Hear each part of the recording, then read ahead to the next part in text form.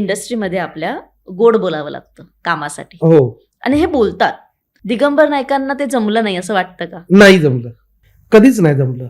मी ना स्पष्ट बोलतो. कदाचित लोक त्याला स्टेटमेंट म्हणत असतील की तो नको रे, तो स्टेटमेंट करतो. पण मला वाटतं ना, ते मी लगेच बोलतो. माझी बायको मला नेहमी म्हणते की अरे तुला जमत नाही बरोबर, की तू पटकन बोलतोस, तू पटकन, तुला एखादी गोष्ट नाही वाटली तर चिडतोस. बेसिक आता मी चिडतो असं नाहीये की मी त्याच्यावरती रिॲक्ट होतो. ऍक्च्युली रिॲक्ट व्हायला नाही पाहिजे. इंडस्ट्रीमध्ये बरेच माझे मित्र आहेत, म्हणजे काही लोक म्हणतात ना इंडस्ट्रीत कोण कोणाचे मित्र नाही, असं नसतं. परिस्थितीनुरूप लोक वागत असतात. पण माझे काही मित्र आहेत, म्हणजे मला असं म्हणायचं की प्रत्येक जण आता बिझी आहे या शेड्यूलमध्ये, किंवा इतकी म्हणजे काय म्हणतात ते, आपलं जे लाईफ आहे ना ते इतकं फास्ट झालंय, इतकं वेगवान झालंय ना आयुष्य, की त्या वेगामध्ये प्रत्येक जण आपापल्या प्रवाहात शिरकाव करून कुठेतरी आपला उदरनिर्वाह कसं होईल. कारण आम्ही ऍक्टर आहोत. माझ्या घराचा हप्ता, माझ्या गाडीचा हप्ता, माझ्या मुलांची शिक्षण, हे सगळं मला हा माझा धंदा आहे ना बेसिक. ह्या व्यवसायातूनच मला येणारे जे हे आहे अर्थमार्जन किंवा माझे जे पैसे येणार, त्या पैशातनं मी हे सगळं करतो. हा माझा व्यवसाय आहे. नोकरीवाल्याला महिन्याला पगार मिळतो, किंवा अजून बिझनेसमन असेल, कोणाची कंपनी असेल. असं गडबड अशी होते की ह्या आपल्या इंडस्ट्रीमध्ये रिॲक्ट होणारी लोक आवडत नाहीत. एक वेळ समोर गोड बोलून मागणं वाईट बोलणारी लोक पण आवडतात. मला खूप एक्सपिरियन्स असा आलाय की मी जेव्हा बोलतो ना त्या समोरच्याला राग येतो, मी पटकन रिॲक्ट होतो, पटकन बोलतो, राग येतो त्याला, आणि नंतर ना त्याला असं रिअलाइज होतं की एक 400 अरे करेक्ट बोलला होता दिग्या यार, बोलत होता यार, बरोबर बोलला यार. मग तो कधीतरी एखादा माणूस सांगतो आपल्याला की हा रे बरोबर आहे, तू बरोबर बोलत होतास. मी बोललो बघ मी तुला बोललो होतो ना. आता प्रत्येकाचं म्हणजे मी बोललेली गोष्ट कशी घ्यावी, कुठच्या स्टाईलने घ्यावी, म्हणजे त्याने ती म्हणजे आनंदाने घ्यावी का मनात राग ठेवून खुन्नस ठेवून घ्यावी, हा त्याचा प्रश्न आहे. पण माझा हा स्वभाव आहे, म्हणजे मी लगेच रिॲक्ट होतो, मी स्पष्ट बोलतो, आणि कदाचित ना त्यामुळे मी काही लोकांना आवडत नाही, मला माहिती आहे. पण कधी असं नाही वाटलं का, म्हणजे आपण असं म्हणतो ना की जाऊ दे मी टिकून राहीन, जरा मी बोलतो गोड, किंवा मी माझ्या स्वभावाला जरा कंट्रोल करतो म्हणजे मला कामं तरी मिळतील. हा काय तुम्हाला होल्ड करून ठेवलं? एक तत्व असतं प्रत्येकाचं, एक उसूल असतो. कसं आहे तुम्हाला सांगतो, तुमचं काम आहे ना हे तुमच्याकडे येतं, तुमचं काम तुमच्याचकडे येतं, दुसऱ्या कोणाकडेही जात नाही. अशी बरीच लोक आहेत. आता एक छोटस उदाहरण असं आहे की जाहिरात हा जो प्रकार आहे, ऍडव्हर्टाइजमेंट, तिथे 500 ऑडिशन्स दिले, 1000 ऑडिशन्स दिले, 1500 ऑडिशन्स, असं लोक ऑडिशन्स देत असतात रेग्युलर.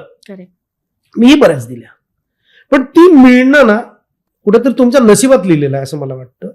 मेहनत तर आहेच, पण नशीब पण तेवढंच म्हणजे गरजेचं आहे असं मला वाटतं. म्हणजे आता काही लोक त्याचा वेगळा अर्थ घेतील तर घेऊ दे, म्हणजे ते त्यांना लगलाभ होऊ दे. पण तुमचं काम म्हणजे तू एखादी जाहिरात असेल, एखादं नाटक असेल, एखादा सिनेमा असेल, जर तुमच्याकडे येणार असेल तर तुमच्याचकडे येणार.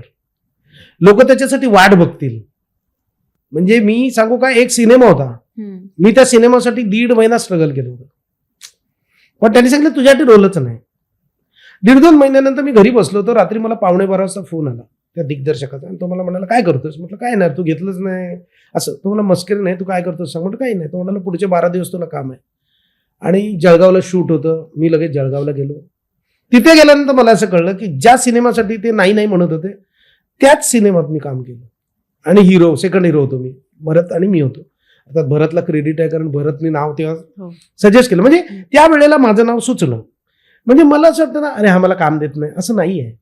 त्याला सुचणं, त्याने मला बोलवणं, ते सगळे योग जुळून येणं. कारण आता बघा मी ना आयुष्यात विनोदीच करत आलो ना कायम, प्रत्येक वेळेला. तर मी आता एक वेब सिरीज केली आहे, ती सिरियस आहे कम्प्लीट. ती वेब सिरीज ज्या लोकांनी केली, लेखक दिग्दर्शक, ते लेखक दिग्दर्शक साताऱ्याचे आहेत. दिगंबर नाईक कोकणातला आहे, पण त्यांनी असं म्हणाले की नाही नाही आम्हाला दादा तूच पाहिजेस. पण असे बरेचसे सिनेमे असे होतात की पुण्याचे, नगरचे, औरंगाबादचे, अमरावतीचे ऍक्टर मालवणी बोलण्याचा प्रयत्न करतात.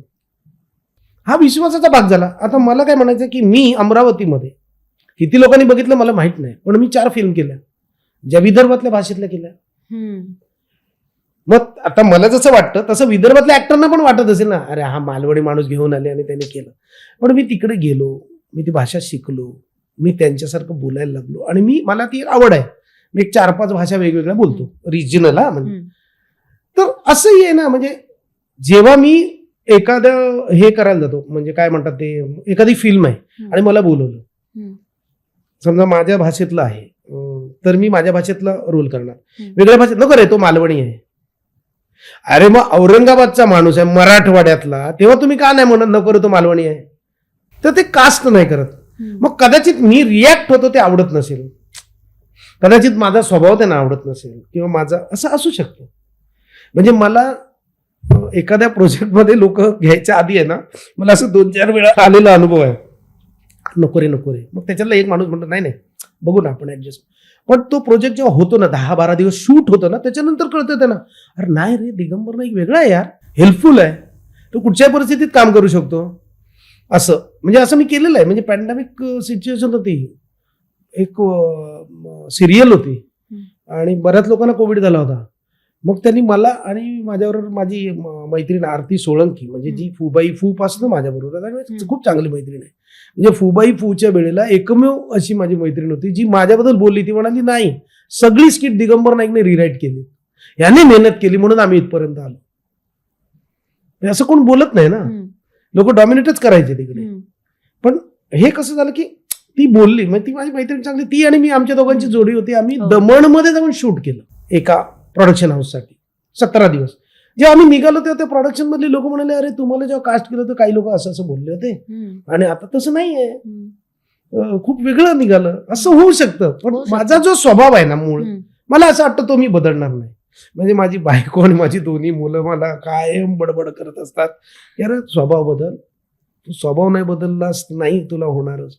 काय नाही, मी आहे तो असाच आहे, माझ्याकडे येणार काम माझ्याकडेच येणार आहे. हा विचार करणारा जो माणूस असतो ना, एक तत्व, माझ्याकडे येणारं काम माझ्याचकडे येणार आणि जे माझ्याकडे येणार नाही ते काम माझ्याकडे कधीच नाही येणार. मी त्याच्यासाठी किती काही केलं, आदळआपट केली तरी माझ्याकडे येणार नाही. फक्त माझं कसं असतं माहिती, मी थोडं स्पष्टवादी आहे, त्यामुळे मी पटकन बोलतो समोरच्याला.